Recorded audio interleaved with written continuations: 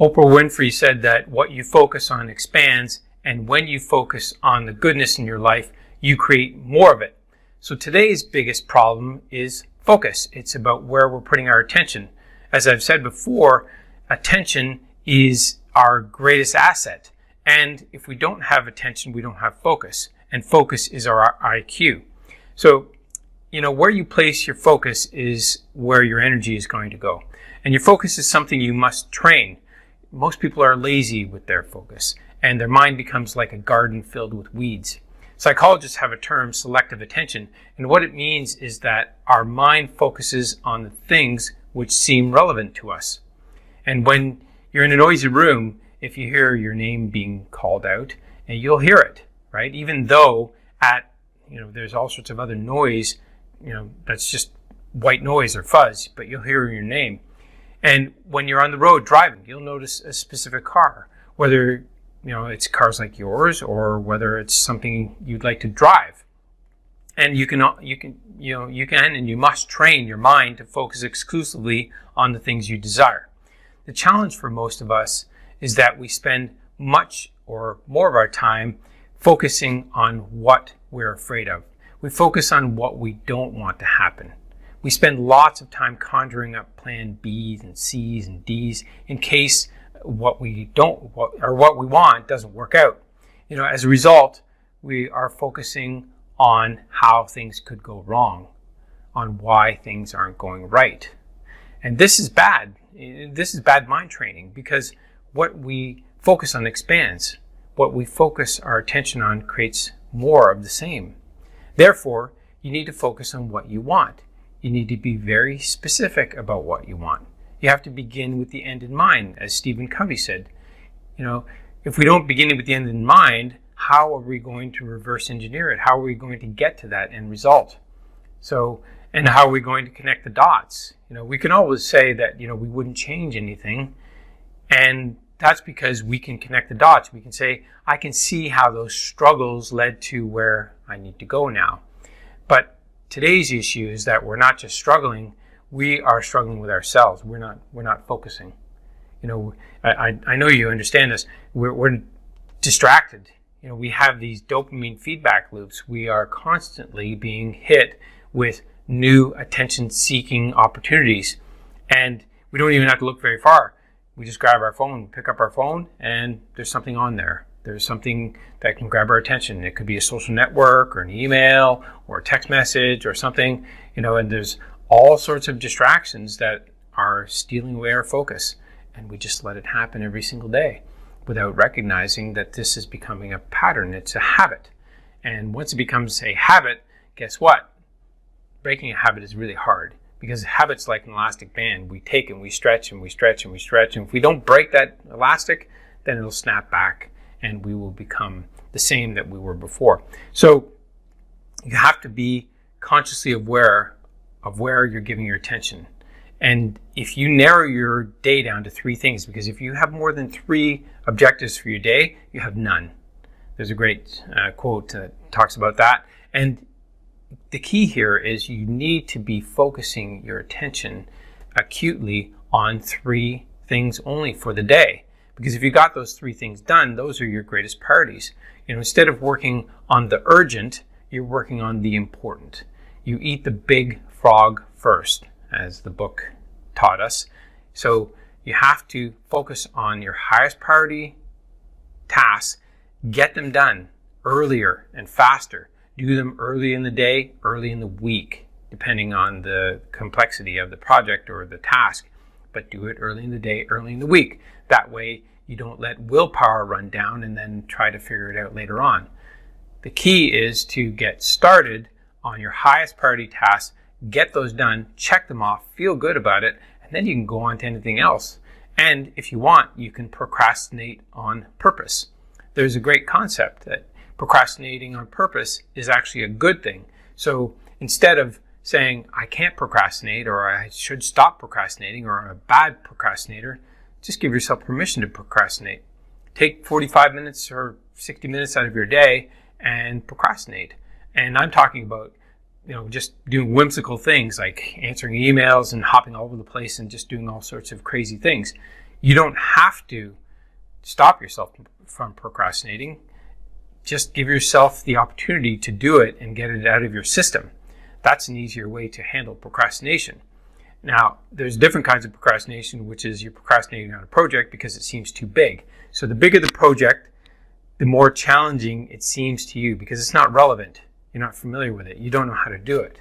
So, it's like trying to fix something in your house. You're trying to fix a faucet and you don't know how to fix a faucet. So you're trying to fix it because it's leaking and it's a big problem, and you don't want to wait for somebody to come because you need to use the faucet.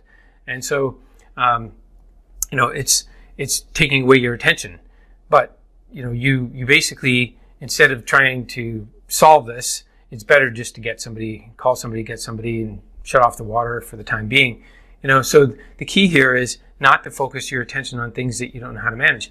And if you are procrastinating on things, as I was mentioning, that are too big and you don't know how to do, then you have to attack it from a different angle. And one of the ways I recommend doing that is that you just go out and find somebody else who has done that.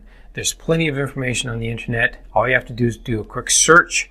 Once you find an example of what you're trying to do, or a video or some text, just take that and put it on a page or put it on your screen and start working with that. Don't try to start from the beginning, especially if it's a big task. So you procrastinate because it's too challenging and you don't know what to do and you don't know how to do it. So you get caught in how. Instead of asking how, ask who. Just switch the letters around. Instead of who, how. And go and find somebody that's done this before or who's researched it and can help you. And then find their resources and start using them. The other thing that happens is the challenge is too small so that we don't feel motivated to do it.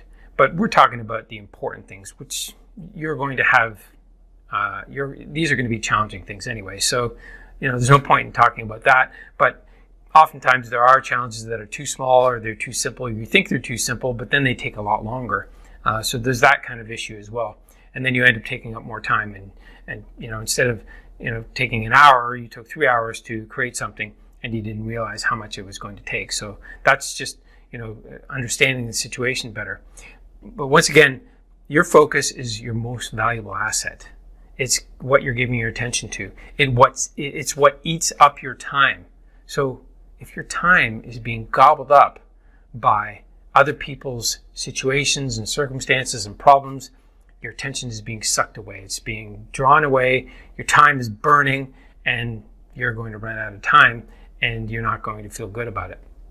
So in today's world, you have to have 3 objectives, 3 goals that you have for the day. That's it. Just 3, no more than that. And once you focus your attention on those and get them done, then you can move on to the lower level things. Put those 3 things down, and I recommend and strongly suggest you write them down the day before, the night before, what you're going to do the next day. Because then your subconscious mind, which is running your life, is going to be able to work on this. As you sleep, it'll work on it. Trust me, it works all the time. You put these things in your mind, and then as you're sleeping, you're dreaming about them and you're coming up with solutions. And then you wake up in the morning with quick solutions or quick ways of solving your challenges and getting them done. So you write them the night before, and then in the morning you review them again and set your intentions to get them done. You have them blocked in your calendar, and then go ahead and work on them. Give your full attention and focus on those 3 items. Get them done early and fast, and then celebrate. Why? Because those are your highest priority tasks. Then the urgent stuff that's coming in, you can deal with that. Instead of going to the urgent and getting distracted and then getting to the end of your day, that's worthless. And as I was saying earlier, stop making plans for things failing. Stop looking at it that way. In my previous video, I talked about gain mode, and so you can watch that. Gain mode is all about measuring backwards. So if you're thinking about your life from the context of success, you want to succeed, you want to grow, you have to be always measuring backwards. Step forward, measure backwards. Step forward, measure backwards. Step forward, measure backwards. Don't measure against your goals or your ideals or where you think you're going to go, because if you do that, you know what's going to happen? You're going to get in your own way. you're going to feel bad. And that's going to cause you to stop taking action. You need to be feeling good. That's the objective behind all this work. You feel good, take action, move forward, and then you will get results. Those results will make you feel good and you'll keep doing it. You need to tap into your emotions. And once you tap into your emotions, you won't be, you'll be unstoppable. You'll be in motion and you'll be feeling good. You'll be feeling joy and you'll be constantly moving forward and getting results, and you'll see how things will get better and better. But number one, start giving your attention to only 3 things per day, 3 things and 3 things only, 3 objectives, no more. Focus your attention on that. Once you've gotten them done and you started making a habit around this, setting 3 intentions the day before, reviewing them in the morning, getting them done, checking them off, and start seeing the progress in your business, in your life, then you can move on to the next stage, which is motivation. So we'll talk about that in our next conversation. But for now, focus your attention. If you're losing your attention, you're wasting time. If you're wasting time, it's going to aggravate you after a while, because you're going to realize at the end of the year, did I do what I said I was going to do? And if there's regret, you know what's going to happen. You're going to feel bad and it's not going to work. So for today, let's focus on getting 3 things done. Focus your attention on that and just keep doing this every single day. And after a while, you realize that you have more control and more power and you'll feel good. All right.